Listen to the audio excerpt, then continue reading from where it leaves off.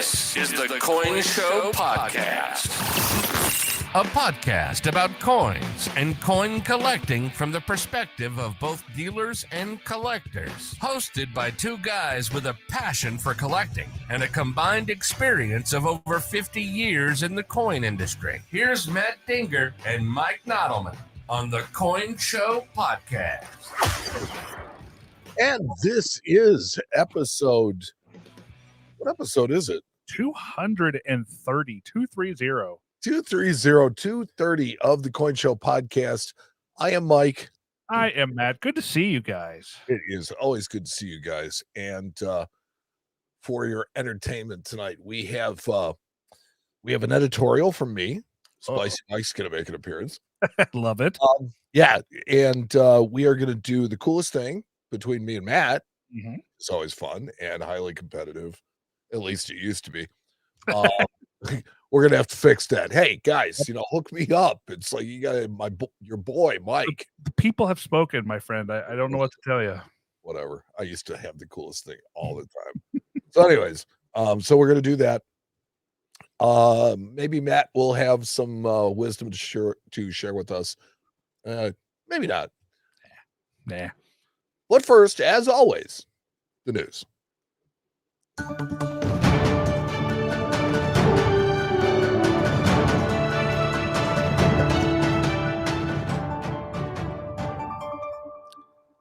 Okay, so you said you have been in a creative mood lately and came up with a bunch of sponsors for the show. So which one are you picking tonight to be the sponsor? I don't know what you're talking about. I have been out there working, beating the street. And I found 4 brand new sponsors for our news. Gotcha. You act like I make this stuff up. You're right. I'm sorry. I apologize. And you gotta work the bit, dude. All right. So this news is brought to you by shoelaces, a blessing and a curse since antiquity.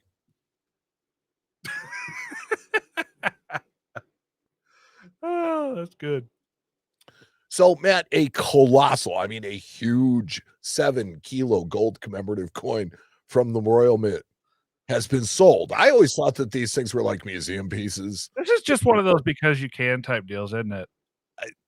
There's a term I want to use and I won't because we're a family show. Yes. But the fact of the matter is that yes, somebody definitely slammed it down. Yeah. This is 7,000 pounds of legal tender. It's like, so, well, maybe they sold it because it's got Queen Elizabeth on it. I don't know. Yeah. I mean, this was a platinum jubilee coin. Sorry, I'm just figuring out how many ounces of gold it is. 225.05 ounces of gold.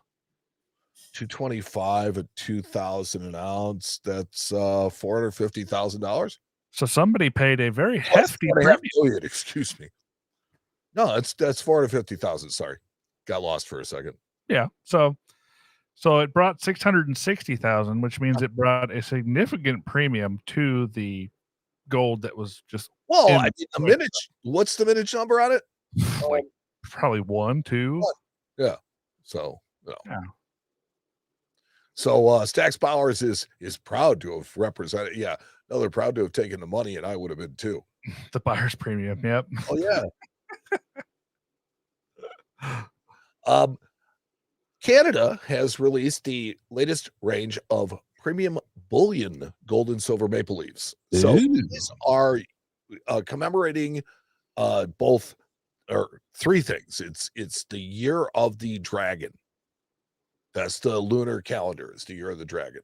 Okay. So you can get a privy mark on your maple leaves, gold and silver, with either a polar bear, fireworks, or a dragon. Now, as for what they show in the article and what they give you to look at, they show you the fireworks and they show you the polar bear. I was kind of hoping it was a dinosaur. It's not.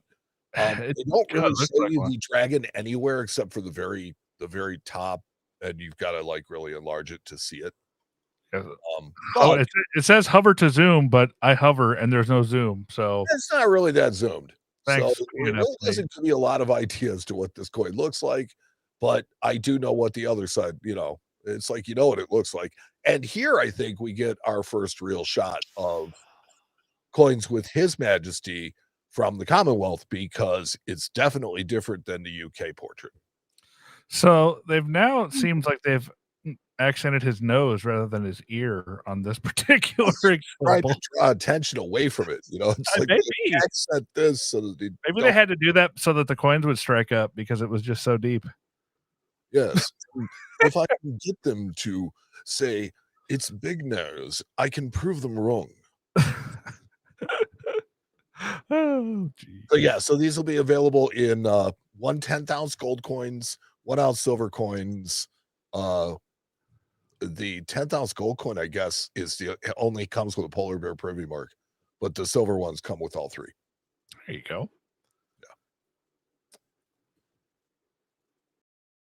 The United States and Britain have done a coin and metal release. Yeah, we talked about this on our live stream, our hangout the other night. Yes. And this is the US version of the coin. What I felt was missing was the UK version of the coin. And if you go a couple of slides forward, you'll see it. So okay. Yeah. And the thing I kind of I don't know. I looked at it and I had kind of a dumb moment because I looked at the US coins and I'm like, okay, well, it shows two sides to those. And I looked at the Britain coin and I'm like, why only? Oh, yeah, it's the king on the other side. So it's only kind of a Britannian liberty. It's this is our coin, this is your coin. Ours truly has a design of Britannian liberty. So does theirs. Yep, it does. I think I like ours a little better. I like how they. I mean, they're very similar. They're very, very similar. So, yeah. Let's see if you look here, you can see ours and theirs. It's just a flippy flop, pretty much the same design. I mean, it's pretty cool. You could truly call ours heads. Yes. Sorry, that was really bad. Well, that was I had to struggle to squeak out a laugh at that one. That was not good. So the United States Mint. Sorry, I had to. Yeah. So the United States Mint, has issued their sales report, right, for the week ending 21st. And Yep. I found to be really interesting about this was the number one seller for the week. Go back up to the headline. Look at what the number one seller for the week is. The Morgan and Peace Silver Tribute Dollar Reverse Proof Set. So they still got them. No, they haven't been available for a long time. So there must have been like either the returns, the bad credit cards. No, they don't. They don't sell the returns. Well, they might repackage them. I don't know. All that's wrong with them is the packaging. I'm fairly sure they do not sell any of the return coins. I could be wrong, but Yeah. I've heard that somewhere, and I think that's true. But there is also a strong possibility that the ones that had rejected credit cards or Sure. duplicate orders or things like that amounted to 38, and they finally released them. I mean, that's what I'm just curious about. It's like, here they are. They're number one seller for the week. Yeah, weird. This one that hasn't been available for a month. Yeah, that's crazy. Huh. Well, there you go. The mint works in mysterious ways, my friend. Sure. Speaking of working in mysterious ways, the Perth Mint in Australia has released their silver 1 ounce 24 dated kookaburras, but they have a new obverse design or a new reverse design. Yeah, because the obverse has His Majesty. So it actually has both sides have been redesigned. Yeah, it kind of reminds me of the Mexican coinage with the bird carrying the snake, but yeah, it's definitely a kookaburra for sure. Well, yeah. He's running away from the other side, I guess. Yeah. And somebody made comment to me. Yeah, it's like this portrait looks really weird. I still think they're trying to figure out how to get him on a coin, like in a way that kind of looks like him, because we've seen 2 of these different portraits so far, and they are vastly different. But we've actually seen 3 now. Have we? Yeah. Okay. There you go. Canada one. Yeah, that's And true. it's They're oh god, it's bad. I know it looks like the kookaburra is flying away from it. that would be almost a fun They like killed him. that would be almost like a fun collection to put together. Just all the different coins that have him on them for the first time all over the world. Yes, see and all how the fast they different changed the portraits. see all the different styles of portraits and which ones are good, which ones are cartoonish. Like this one kind of makes him look like a zombie a little bit. Well, a I don't know. smiling zombie. I mean, it's kind of, I don't know. His It's weird. eyebrows are weird, and Yeah. his mouth is a little weird. I mean, So I'm a weird looking dude too, so don't get me wrong. I would not go on a coin very well either, but just saying. well, I mean, we all have our, Yeah. our deficiencies. I'm not incredibly fortunate looking either. So, but so one of my customers had kind of brought this up that it surprised him that that the British coins, starting with Elizabeth, stopped using the Latin name, Yeah. but used Latin legends. And it was thought because there really isn't a Latin name for Elizabeth. Yeah. What? And that when Charles became king, would they go to Carolus, which is what it should be. And so again, you have a mixed legend of it's English and it's Latin, and it's kind of, because FID is defender of the faith, and Rex is king, but Right. that's also Latin. So it's just weird for me. It's real weird all the way around. A lot of weirdness. In a story that was reported by World Coin News. Now here's a little taste of Spicy Mike for tonight. Okay, go. Well, I mean, this year's 2024 US Indian or Native American dollar Mm-hmm. Commemorates the Indian Citizenship Act of 1924. Wait, what? The What? Indian Citizenship Act of 1924. I didn't even know of the Indian Citizenship Act of 1924. So, color me surprised that that's actually a thing. Well, But I would expect that, look, the education of people about Native Americans is a great purpose for this program. totally. However, okay, I would think that you would try to find things that were positive. I mean, you're not going to do one that has the Trail of Tears on it next year, are you? Well, who knows, Oh, man? I mean, this is like a little tone deaf on the part of the mint because, okay, the Indian Citizenship Act was passed in 1924 by Congress, and it granted citizenship to all Native Americans born in the United States. Only like 300 years after we came and took it all from Oh, them. I mean, we took all your land and we took everything else from you. Whatever, right? We made you live in these certain places, but we're going to make you citizens. Yeah. Wow. And yet, what they did was the Citizenship Act was granted basically the right to vote was governed by state law until 1957. So whether federally given the right to vote or not, they weren't allowed to vote until 1957 in some states. That's nuts. Because the state law just didn't allow it. Yeah, I mean, it's kind of crazy. It's like, well, you guys could be citizens, kind of, it's one of those things where it's like, I think the United States could be incredibly tone deaf when it comes to dealing with the indigenous population of, North America. Yeah. And they have proved it time and time again. If you look at, I don't know that the Canadian government is really any better, but they seem to have incorporated indigenous people more into their society and into their citizenry than we ever have. Yeah. I agree with that. Yeah. There you go. That was Spicy Mike. He makes an appearance. Well, he makes a point too. I don't disagree with you. Yeah. So I do kind of like the what is this? A war staff? I don't know what the United States flag in the background, Anyway. Yeah. moving on. Wow. The 2024 American Innovation Dollar images have been unveiled. Now, most people don't know that this series exists, but this year we have Illinois, Alabama, Maine, and Missouri. And while you had a car wreck, we have farm implements. Yeah. Well, that's So corn or wheat, and farm implements. Love it. soybeans. Oh, is it Corn soybean? or soybeans here. Yeah. We are huge in soybeans. There you go. Yeah. Well, I'm talking about what's on the coin, not necessarily Oh, no. Illinois Definitely corn.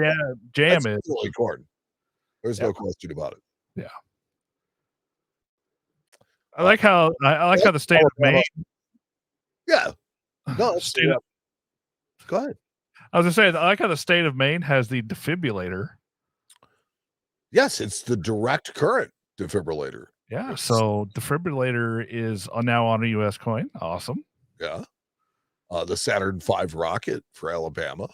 I like that design. And That's George cool. Washington Carver is on yet another coin. Yeah. From Missouri. But now people might get an idea of actually why he's on the coin, since it shows him doing his chemistry. There you go. It is never a bad idea to kind of look some of these things up for yourself, because every once in a while you find out things like about the American Indian Citizenship Act. Yeah, right. That's a good point. And so if you look at the next slide, it's the American Innovation Dollar for Illinois, and this has just a much better, it's the steel plow is the innovation. That's wheat, my friend. That is wheat. And if you look really close, you'll see my big sister pulling it.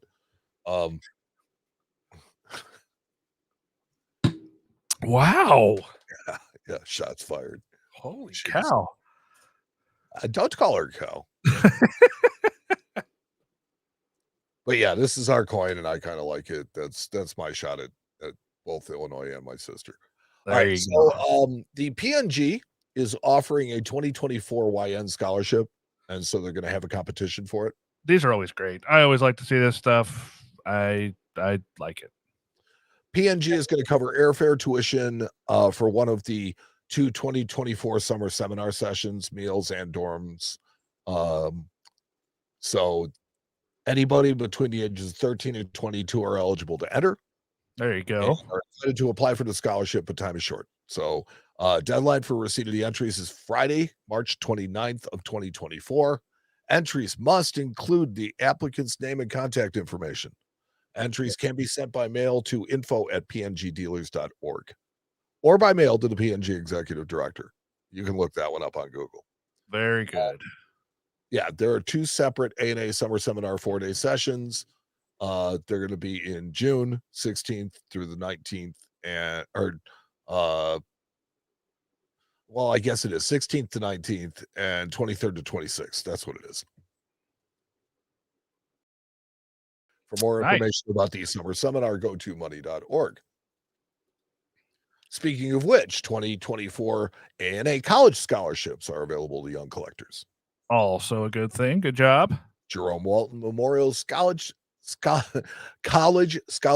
You say that 10 times fast. Nope.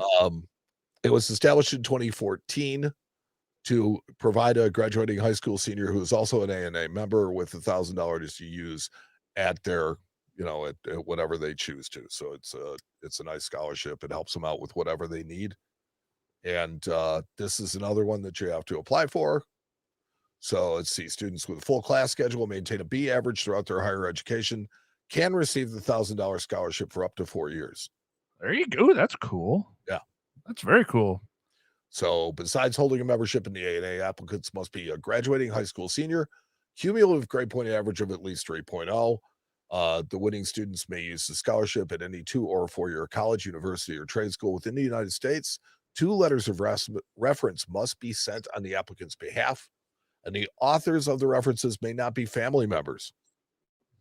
Reference letters must be submitted by the person writing the reference, not the scholarship applicant, and must be received at the ANA by March 15th. That's smart. That's a smart idea. Yeah. Let's see. And Stack's Bowers Galleries announces a 2024 professional numismatist program. I didn't have that story, but that's okay. Oh, yeah, that was the second gray sheet story, I guess. So, let's see. So, Stax Powers is going to do a 2024 professional numismatist program between July 15th and 19th. Okay. They are going to bring people on. The mission statement is to provide practical tools and build professional connections for the next generation of young adult numismatists. So Okay. it's led by Darren Hipp and Greg Roberts, Jason Carter, Matt Orsini, John Pack, Rick Ponterio, Kyle Ponterio, Peter Trelia, and Eris Meridukakis. Nice. All the Stax crews out there. Meridukakis. So is it a scholarship or is it like an internship? It's kind of they're putting on the school. Okay. So they're gonna bring you in, and let's see. Selected students is funded by Stax Powers, all expensive travel, lodging, food, beverages, and entertainment provided by the firm upon acceptance to the program. It'll take place in Griffith Studios, located in their worldwide headquarters in Costa Mesa, California, allowing students to enjoy the best that Southern California has to offer with its diverse recreational environment. For exceptional students, paid positions and internships may be available immediately. Oh, I like it. It's a little farm. Little farm for town, little talent farm. Yeah, I like it. Dealers only PNG day for May 1st, 2024 for Central States. Yep. I always tout Central States. You know why I always tout Central States? Because it's like 20 minutes from your house. Because you're there, I'm there. Our whole crew is there. This year, the entire staff. The entire crew is going to be there. It's going to be great. You got to buy the jackets this year. So yes, it's set for May 1st. So now we have dates. You can start making your hotel reservations, all that kind of stuff. Be at the Central States show. It's one you don't want to miss. That's right. David Lawrence Rare Coins has announced new Red Carpet Rarities auction series. So these have an extend a bid feature where, as the clock is running down on it, if there is a bid at the last minute, it extends the clock so that there's no sniping. Yeah. I mean, there are some people that love that. There's some people that hate it. So, yeah. I just report the news. Yeah. Yes. No, that's cool. It looks like it's going to be an online thing. So that's cool. And it's going to start closing every Thursday evening starting in February. So cool. About 100 coins each week. Registry stuff. Cool. I like it. The next one is really more of an article than a feature. And it's something that I kind of, give you guys to read. But what it is they're talking about the proposal of a special measure regarding convertible virtual currency mixing. So what they're talking about is Bitcoin. And they're talking about being able to mix Bitcoin into like ETFs and things like that. Right. And the biggest concern about this is money laundering. And so this kind of goes through and it talks about it. It talks about why, the Patriot Act is kind of what stands in the way of them doing this and all this other kind of stuff. That money laundering is a large and very legitimate concern. And to be honest with you, if you take money out of a place where it's traceable, that's exactly what it will invite. Yeah. No. It's just the nature of the beast. So you got to figure out whether you're okay with that or not. But just an interesting article I figured I would give to people. And that, it's like, look, everybody's talking about these Bitcoin ETFs. I don't really want to put a position forth one way or the other. You do you. But at the same time, there are some legitimate concerns about whether or not they're safe. I'll put a position forward. Next story. That's not a position, sir. It is now. All right. So Doug Davis, founder of the Numismatic Crime Information Center, has posted there are suspects that are wanted in an Illinois coin shop theft. Oh, geez. Another one? Yeah, but this one's got pictures. I always love pictures. Yeah. And a suspect in New York issuing bad checks to coin dealers. They give the aliases and the addresses used. Coins lost, stolen in the mail in New Jersey to Maryland. I appreciate this page, but God, I hate seeing all this stuff. I hate seeing it. Yes. Yeah. So go to coinweek.com, check that out. You know, it's a really good list if that's kind of stuff that is useful to you. No, I mean, as somebody that does this and buys a lot of coins, obviously we have to keep an eye on this stuff. A, because we don't want to end up with stolen coins, and B, we don't want to end up with these people stealing our stuff in our store. So, I mean, totally understand it. But gosh, it's just like every week I get an email. It's like, so and so's car got broke into here. This person had a home burglary. These people stole coins and jewelry from this place. Like, ah, man, it's just, I just don't like it. That's all. That's all. So CoinWeek is also reporting about the gold and gold prices revolving around the conversion of gold coins into bullion bars after 1933. So for those of you who are not aware, President Roosevelt recalled private gold ownership. It really didn't mean what a lot of people thought, but yet it was certainly presented that way, that you needed to turn in all your gold. Right. And the government basically melted it. They made it into bars and they revalued it. They completely just jacked the price of it. And Herbert Hoover is actually the president that wanted to knock down large amounts of holdings in gold coin. So it wasn't even really a Roosevelt thing. It started as early as the Hoover administration. And so this article goes through and shows you the gold coin value. And, you know, February 28th of 1933, gold coin value was the face that was out in the market, and how after they recalled it, they lost, you know, $35 million.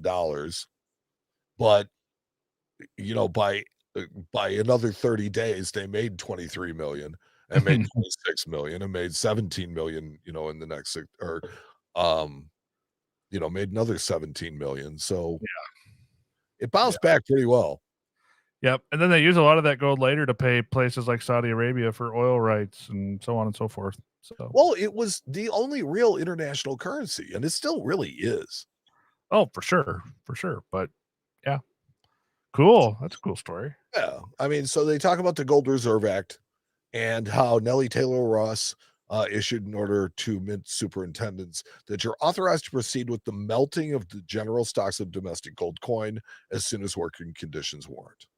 That was January 30th, 1934 is when they started melting all that stuff. That's pretty cool. And finally in the news, some people say, thank God. Jack Young, Fun with Fakes. Oh, yeah. His latest installment in Coin Week is about this 1795 large set that's been up and down on eBay. And he shows attribution for a genuine 1796. Or no. It's 1795 and a 1796 that are in the listing. Yes. There are 2 coins in the listing. And then he compares the 1796 to a genuine 1796. When you have them next to each other, it's like, oh. Yeah, it's like you see it, you're like, that's not the same face. Yeah, that's not even close. No. And you wonder how people would know. I mean, they just look, they glance at it, and no, it's not close. Yeah, I mean, well, a lot of people don't get the opportunity to handle a 1796 half cent, you know, or coins of this caliber. Yeah. Oh, yeah. I mean, reverse is like so obvious, it's not even funny. That's the much later style reverse. Yeah. So, yeah, I mean, he's basically, he said, searching for possible matches yield a couple interesting gallery mint copy examples.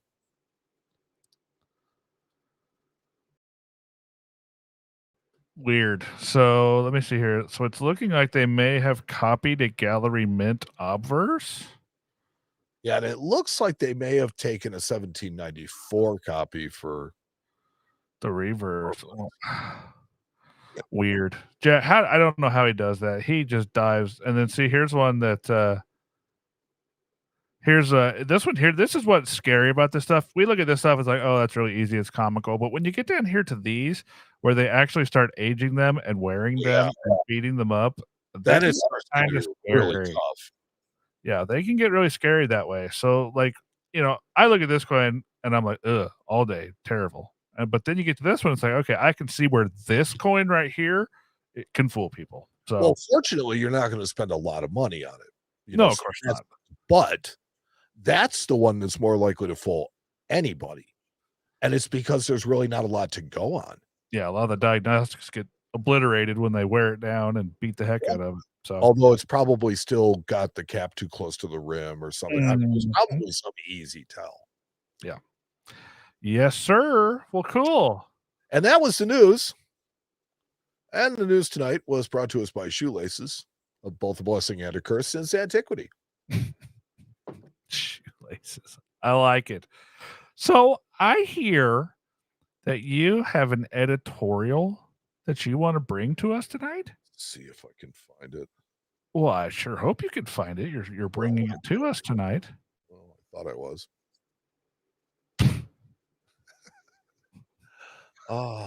Live shows are the best. They are the best. They are the best.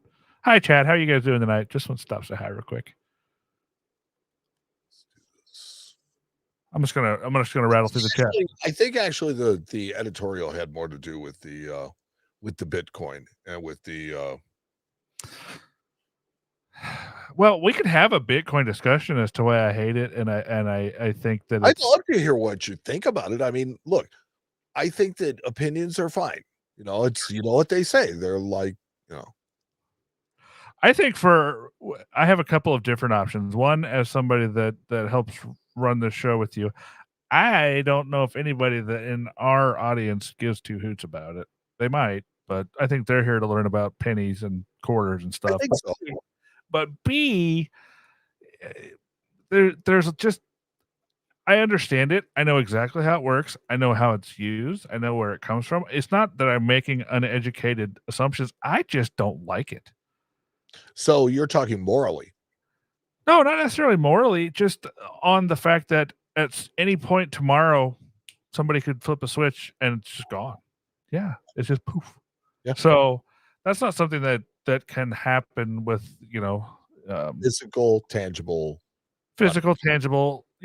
assets. Yeah, exactly. It's not like somebody can snap their thumb and take away all the silver that's in our shop or your shop. It just doesn't happen. So it's a little bit different. I don't use it in commerce.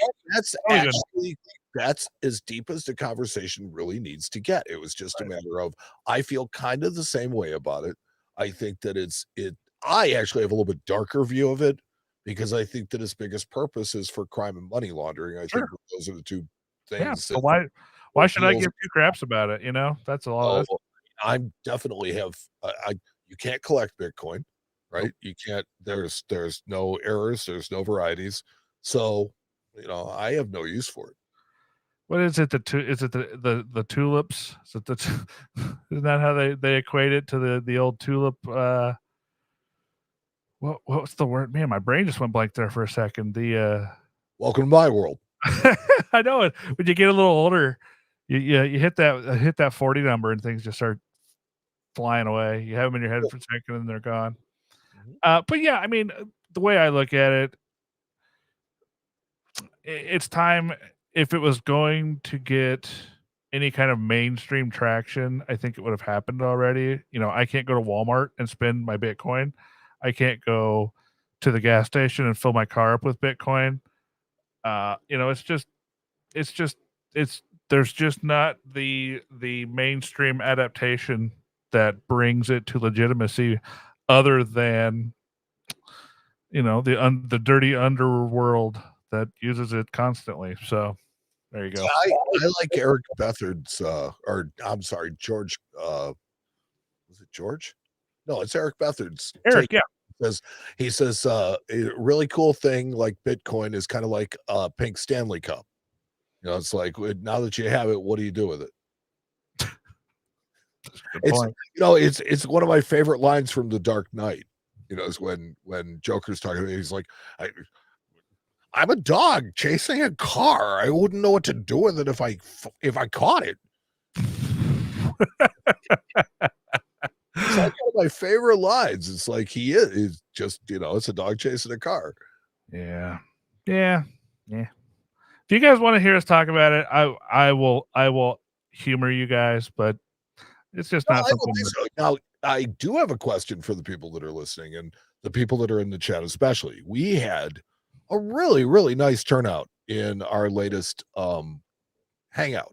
Yeah, we did. And we're going to do another hangout next week. We are going to have a couple other content creators joining us. Fun.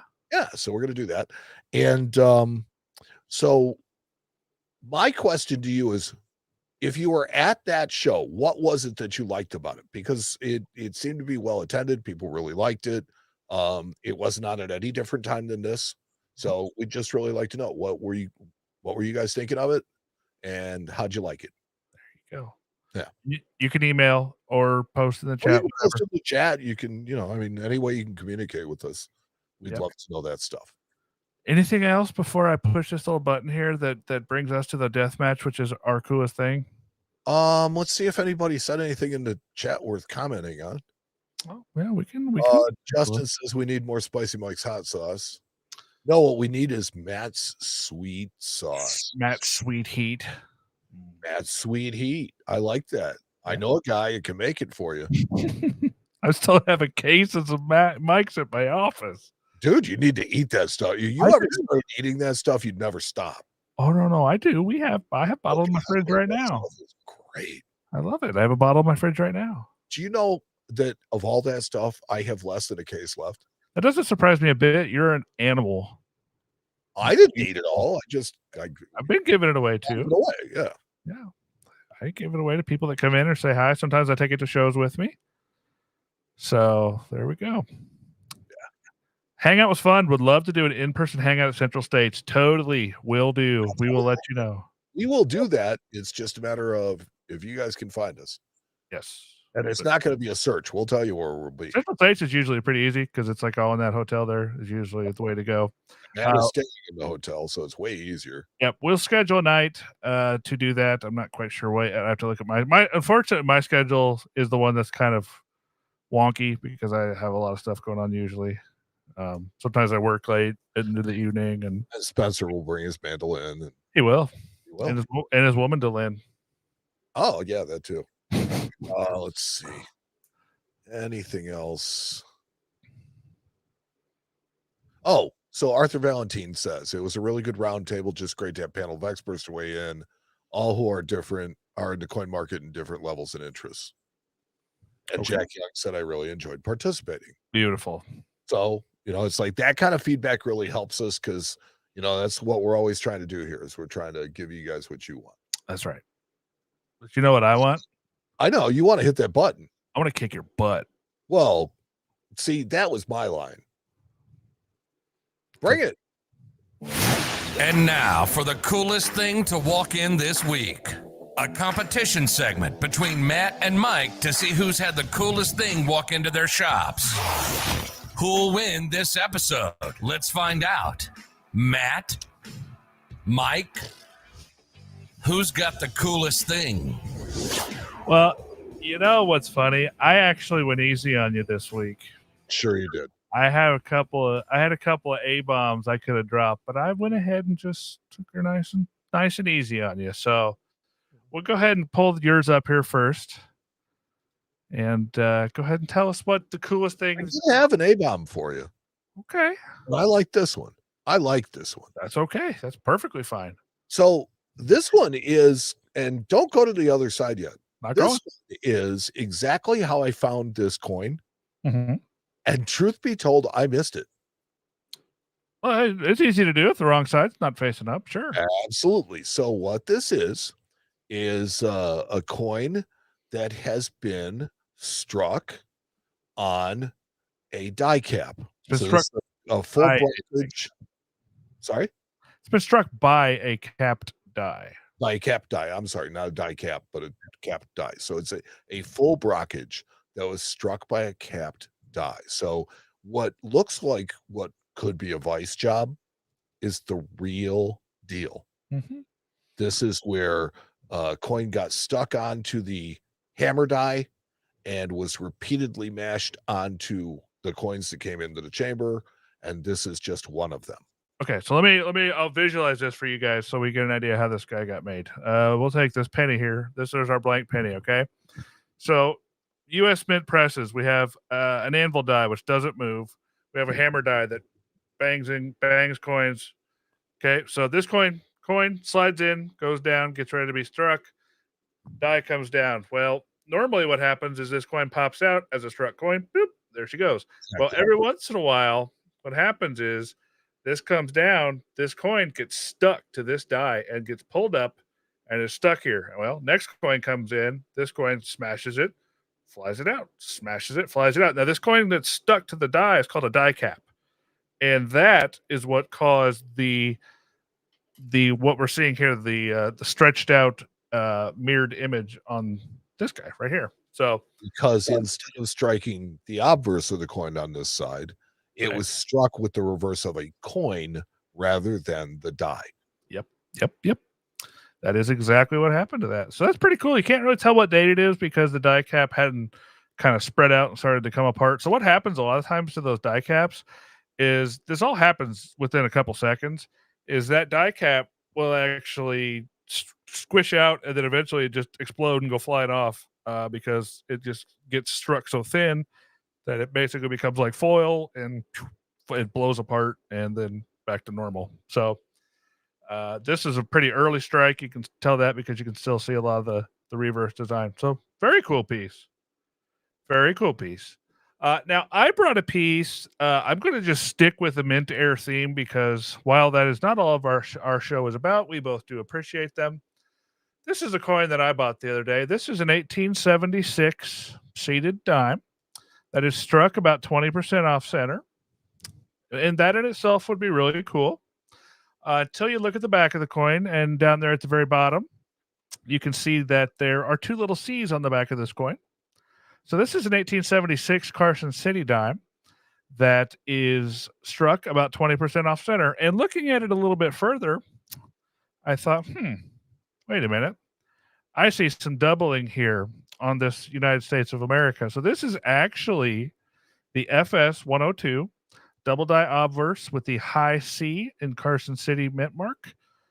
So not only is this coin struck 20% off center, it is also a very, very large double die. So we have multiple airs going on here. That's my kind of thing. You can see there at the bottom how the right hand C is a little bit higher than the left hand C. That makes this the FS 102. Very, very cool piece. Now I have a question to ask you. Was the obverse a known doubled? Yes. Yeah. The FS 102 is just the double die obverse that you can see here, especially in Of America, that C really prominently. You can even see it on the bottom of the actual device. Yep. And that obverse die was actually used with several different reverse dies. So that double die is pretty common. This, however, is the 102, which has the high second C. So it's a little bit higher than the first one over here. So that's how you can tell which one that is. So yeah, that's what she is. So funny. When I was a kid, if you got something and it was defectively made, you returned it and you got a better one. Right. Not this coin. This coin circulated. This coin's probably like a 35, maybe a 40, depending on how the grading company's feeling. Sometimes these off centers can be a little weak because of their uneven pressure of the strike being off center like that. Be a 40 on that coin. Yeah, I think I might go 40, but yeah, it's just a super cool piece. I would love it if it was just the off center in itself, but the off center with the double die, that's freaking cool. Plus you have Carson City. I mean, good Lord, what else can you ask to have going for a coin like that? So that was why I chose this one instead of some of the other really cool stuff I bought in the last few weeks. So that's it. That's what we got. So we'll see who wins. We'll see. My error. We're just. I'll bring the A bomb next Okay, I'll bring one of my A-bombs next week too. We'll go for it. We'll go hard. Yeah, why don't we bring one to the hangout? You want to do a coolest thing at the hangout? Is that what you're telling me? We can do a live voting, and then people can decide right off the bat who wins. I like that idea. Love it. Love Okay. it. Love it. Okay. We're doing it. All right. It's like the Thunderdome. Yeah. Now, let's see. Dennis asks, are die cap strikes more rare for larger coins than smaller? Yes. Yes, because you have a coin with more weight, odds of it actually sticking to the die are a little less. You see them most commonly in dimes through nickels. You see them in quarters occasionally, and then anything larger than a quarter is much, much more scarce. It can happen on any denomination, but the larger the coin, the less likely it is going to stick to the die and actually become a cap in itself. So there you go. Yeah. There you go. Well, friend, can you believe that? You got anything else you want to do tonight? 3:30 in 3:30. We're almost at 2:30. I'm sorry. I was gonna say, did I miss 100 episodes somewhere? 2:30 in the bag. Sesquicentennial episode on the way. Just a mere 20 episodes away. We're gonna have a celebration for our 250th /sesquicentennial episode. It's gonna be great. Yes, it'll be great. I'm hyping it up, and it's like a year away. But whatever. Yeah, no, we'll have fun though. It'll be great. We'll do it up like we did the 100th. Yep. Get a bunch of people. Except I think this time we'll have an easier time getting some of that stuff done. Yeah. So you should see me try to get people to just make a comment. Hi, this is so and so, and you're listening to the Coin Show podcast. People looked at me like, no. Wow. I do a podcast. Would you just say hi? I'm so and so, and you're listening. Come back later. It's like, okay, whatever. Well, thank you guys so much for hanging out with us tonight. Real quick note. Yep. Paula Bloom is here as almost always. I don't see Shannon tonight, but check them out on Live Coin Q&A at livecoinqa.com. And is it on livecoinqa.com? Well, I know there's a Facebook page with Live Coin Q&A, and I know she'll correct me either way. So yeah, check them out at Live Coin Q&A. They do a lot of stuff with attribution and things like that. They take people's questions and their emails. They will look at your coins for you. Yeah. They actually have experts that know varieties really, really well. Yeah, they do. Those guys are awesome. We like them a lot. They're fun people. They're fun. They're friends. They're fun friends. And hopefully next time we have another big hangout. We can get a couple of them to come by. Yeah, heck yeah. In fact, for next Saturday, we are going to have some people joining us. I love it. Well, friends, thank you so much for hanging out with us tonight. Mike, you got to thanks a lot of people, I'm sure. Oh, sure. We'd like to thank our production staff, everybody who helps make this show possible. Yes. You all know who you are. And we'd like to thank you who listened, because without you, this entire endeavor would just be pointless.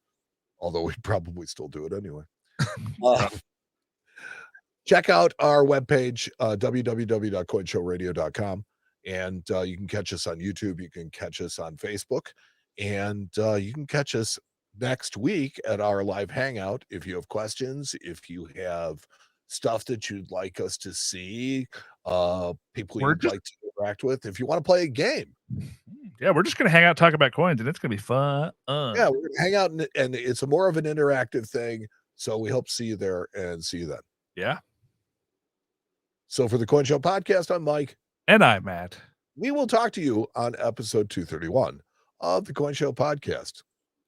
So long, everybody. You've been listening to the Coin Show podcast with Matt Dinger and Mike Nottleman. The boys will be back soon with another informative and entertaining episode. Meanwhile, you can follow the show on social media at The Coin Show on Twitter and Instagram, and on Facebook at facebook.com/The Coin Show. You can also join their private group. Just search Facebook groups for Friends of the Coin Show and request access. But if you want to take it to the next level and support the Coin Show podcast, You can go to www.patreon.com/thecoinshow. If you subscribe at the $5 a month level or higher, you'll have access to Not the Coin Show podcasts on the off weeks, as well as other surprises reserved for our patrons. Visit our website at coinshowradio.com or download our podcasts on Apple Podcasts, iHeartRadio, Spotify, or wherever you download your podcasts. This has been the Coin Show Podcast.